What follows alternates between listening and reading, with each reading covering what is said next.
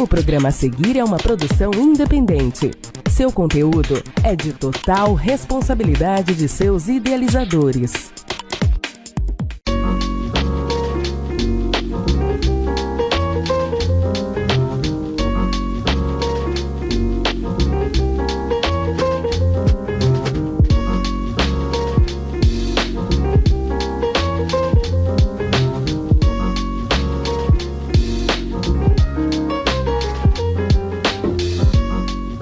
Sejam bem-vindos a mais um Café com Resenha, este programa que tem sempre o objetivo de levar até você um bate-papo, uma resenha, literalmente, regada a um café, aqui na The Best Coffee, a nossa cafeteria, na recepção do Instituto Beneficente Batista Monte Hermon. E hoje nós temos o prazer de receber um bate-papo que eu tenho certeza que vai ser muito instrutivo, que também será um bate-papo de aprendizado aqui, de compartilhamento de ideias e conhecimentos, porque eu recebo o defensor público, o doutor Sérgio Sampaio, defensor público aqui na nossa cidade, então com certeza muitas demandas, não é? Na área jurídica aí da justiça sendo tratada. Doutor, um prazer recebê-lo aqui no nosso programa com bate-papo. O prazer é todo meu. Antes de tudo eu quero dizer a honra que eu estou sentindo de estar diante da sua pessoa, porque eu já lhe conheço de longas datas, sempre através de elogios, né? E hoje realmente eu me sinto emocionado de estar aqui pessoalmente diante de ti.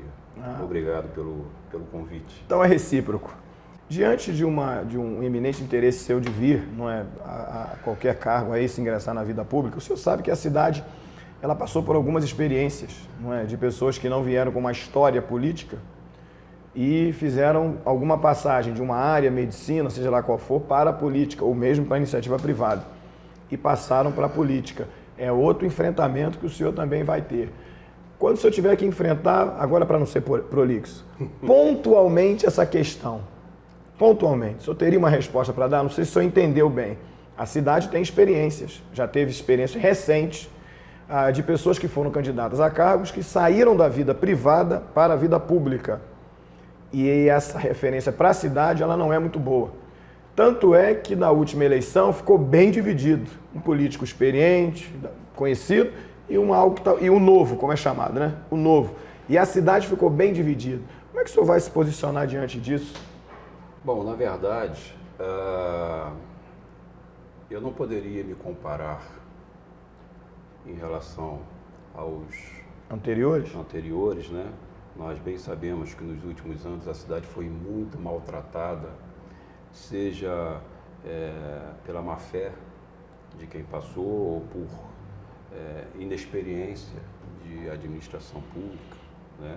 Por virem de profissões que não tinham nada a ver com a administração pública. O fato que eu estou na carreira pública há aproximadamente 40 anos e como funcionário público, né, eu não exerci a função apenas de defensor público na ponta. Porque se comunica muito com as demandas da cidade.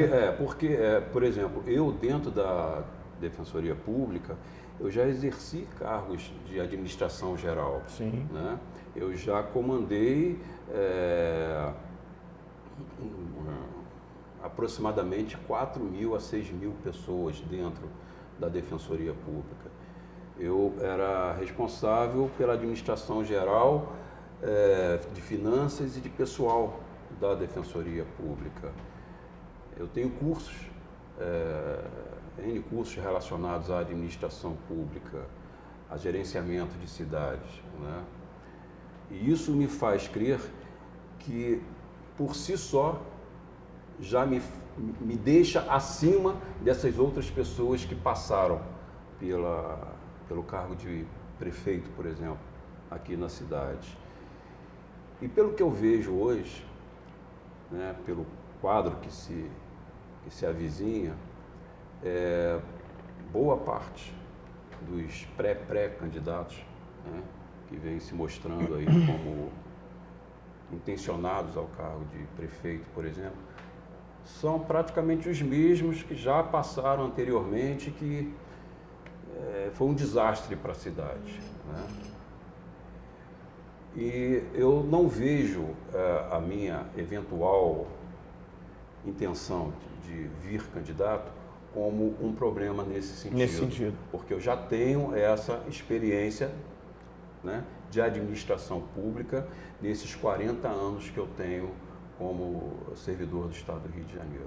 Essa questão, isso aí na realidade nem é um problema, por exemplo, do senhor, isso é um problema das pessoas. Por exemplo, eu assumi Monte Hermon com 43 anos de existência, inclusive era aqui nesse prédio onde nós estamos hoje, que é o Instituto Beneficente Batista Monte Hermon, um instituto que atende aqui ao bairro todo em várias áreas. Tem uma faculdade aqui, que é a Unisa, que é uma faculdade que tem todos os cursos que são permitidos pelo MEC para o ensino à distância. Mas eu assumi aqui 3 pastores anteriores, né? Tinha o pastor fundador, que é o pastor Paulo Caolachino. Programas atrás nós fizemos até aqui uma homenagem a ele no programa. Pastor Paulo Caolachino, que é uma espécie, foi o fundador dessa igreja. Depois teve um outro pastor, um terceiro pastor, eu fui o 4º. Então eu cheguei do Rio de Janeiro, mas era inevitável as comparações das pessoas me olharem pensando nos outros. Então, na realidade, não é uma coisa muito nossa pessoal, mas é das pessoas. Quando eu faço essa colocação que a cidade tem essa experiência de pessoas saindo de uma área que não é a política em si, vindo para a política, infelizmente, porque alguns não agiram de maneira correta, não foram bons para a cidade, eles fazem essa leitura. E daí que o senhor vai enfrentar isso com certeza, não é? E aí não é pelo senhor, mas é pelos outros, que é péssimo isso. Se tem uma coisa que nem o senhor gosta, nem eu, é olharem para o senhor pensando no outro. Porque o senhor não tem nada a ver com isso, o senhor está chegando agora. Partindo desse raciocínio, do seu olhar, independente do que aconteceu, para o senhor, quais são as maiores necessidades da cidade? O senhor hoje olhando como morador de Teresópolis, quais são as maiores necessidades, os problemas mais graves aqui? Pastor, eu vou te responder, na verdade, como defensor público. Sim. Né? Porque muitas das demandas, né, que a população vem procurando, elas esbarram na justiça, elas esbarram no Poder Judiciário via Defensoria Pública, porque a Defensoria Pública é a porta de entrada das angústias, né, da população em relação à solução dos problemas. Né? E uma das coisas que eu mais vejo aqui, a demanda mais reprimida que eu vejo aqui ainda em Teresópolis é a questão da saúde pública. Né? Que infelizmente, Teresópolis, como eu te disse, eu passei aqui há 25 anos atrás e retornei agora há quase 2 anos atrás. Eu só vi Teresópolis regredir.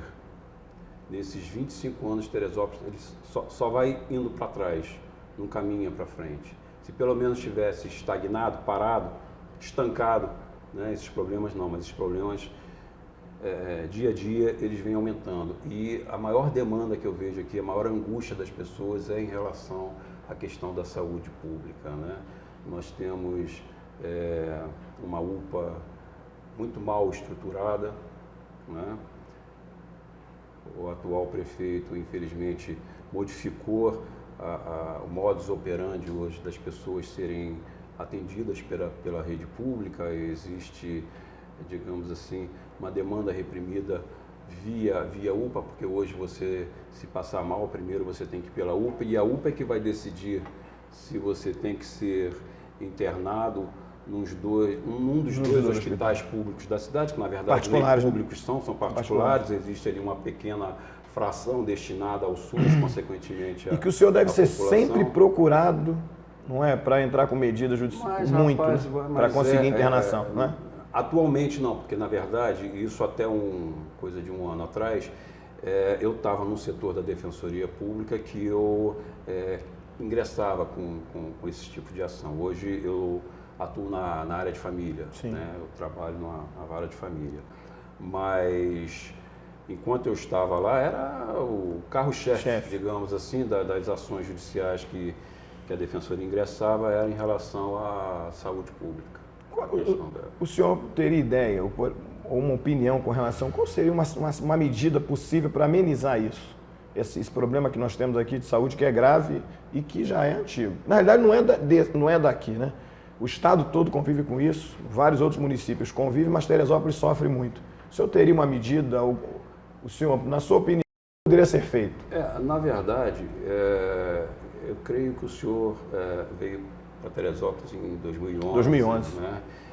Enfim, desde muito a gente sempre ouve falar que os cofres da cidade estão secos, né? Que a prefeitura, que o município não tem dinheiro para isso, para aquilo. Mas eu entendo que, na verdade, é uma questão de administração, é uma questão de vontade política. Porque dinheiro para se buscar há nos cofres do governo federal, nos cofres do governo municipal, é tudo uma questão de gestão política e gestão administrativa. Eu costumo dar como exemplo a família da minha esposa de uma pequena cidade do interior da Paraíba. Lá são aproximadamente 77 mil habitantes, né? 80 mil habitantes. Teresópolis tem 180 mil aproximadamente, ou seja, quase um terço da população de Teresópolis é da população lá dessa cidadezinha. Pois bem, nessa cidadezinha se tem 2 UPAs, um hospital municipal geral de ponta, referência, e praticamente em todos os bairros da cidade existem postos de saúde. Ou seja, o que uma cidade do interior da Paraíba, com muito menos recursos, consegue ter tudo isso e Teresópolis não consegue? Gestão política, gestão administrativa. Hoje Teresópolis perde, digamos assim, muitos recursos, por exemplo, do governo federal, por falta de apresentação de projetos. O saber administrar passa pela publicidade dos seus atos também, né? Você, quando se encastela no seu gabinete e ali você resolve com 1 ou 2 assessores, né, modificar a vida de uma população inteira, né, isso é muito preocupante. Né? E sem você efetivamente ter um estudo do que aquilo vai impactar na vida das pessoas. Né? Doutor, eu gosto dessa cidade, amo essa cidade. Uma das coisas que mais me encanta aqui, 2 coisas que encantam, é o clima, né, que muito, para quem gosta de um clima mais ameno, é aqui em cima, porque lá embaixo é muito quente. Eu transito muito no estado do Rio de Janeiro, por força de um cargo estadual, mas gosto do clima daqui de Teresópolis, gosto, a parte, para a gente começar a caminhar aqui para um final, o senhor mora em Teresópolis, quer convencer alguém a vir morar aqui, um parente seu, e aí o senhor tem que dizer o seguinte para a pessoa: olha, eu vou lhe dar um ponto positivo da cidade e um ponto negativo, para te preparar. O que o senhor falaria? Ponto positivo, eu acho que isso é lugar comum para as pessoas que vêm de fora para cá, a questão da segurança. Sim. Teresópolis ainda hoje é uma cidade boa de se viver em termos de segurança. Né? O que atrai muita gente, né? Não há como comparar Niterói, região metropolitana, com a cidade de Teresópolis. Nós entrevistamos o comandante aqui ano passado e os dados são impressionantes da cidade em termos de segurança. A gente não pode negar que temos alguns problemas. Sim. Isso faz parte, né, do contexto de qualquer cidade. Mas comparativamente, não em números absolutos, em números relativos, evidentemente que Teresópolis é uma cidade ainda muito segura, muito boa de se viver, né? E com o ponto negativo, aí a gente que mora aqui, a gente todos os dias se depara com N problemas. Por exemplo, a questão da saúde, né? Até nós que eventualmente podemos pagar, né, uma consulta ou ser internado para uma eventual cirurgia, alguma coisa assim, até nisso nós sofremos limitações. Nem todas as especialidades, os hospitais daqui têm à disposição, né? Às vezes pessoas que me são próximas, especificamente uma amiga minha, ela teve um problema de uma gravidez de alto risco, né? Em que não poderia ter o filho aqui em Teresópolis. Ela teve que se deslocar para ter essa criança no Rio de Janeiro. Então, se eu tivesse que apontar hoje, né, um grande problema para Teresópolis é a questão da saúde. Perfeito. Quero agradecer ao senhor pela presença. Nós temos por hábito aqui no finalzinho, dar uns segundos para 1 minuto, se eu deixar uma palavra aí para as pessoas que estão nos assistindo, que é importante. Bom, antes de tudo, eu quero mais uma vez te agradecer, né, e dizer o quão me sinto honrado aqui É recíproco. de estar na sua presença, de participar desse bate-papo contigo e esperar que outras vezes eu Possa voltar. Seja convidado. Com certeza. Realmente é um bom bate-papo contigo. E como recado que eu deixaria para as pessoas que agora nos assistem, é que Teresópolis realmente é um bom lugar de se viver.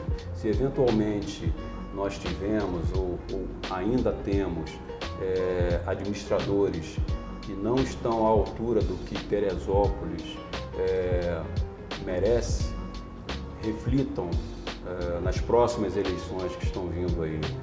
Não estou falando em relação à minha pessoa, ou a A, ou a B, ou a C, mas vocês têm o dever de realmente escolher o melhor para Teresópolis. E é esse o recado que eu deixo para vocês. Façam de Teresópolis realmente o melhor lugar do mundo para se viver. Ótimo. E que Deus nos abençoe em tudo e sempre. Amém.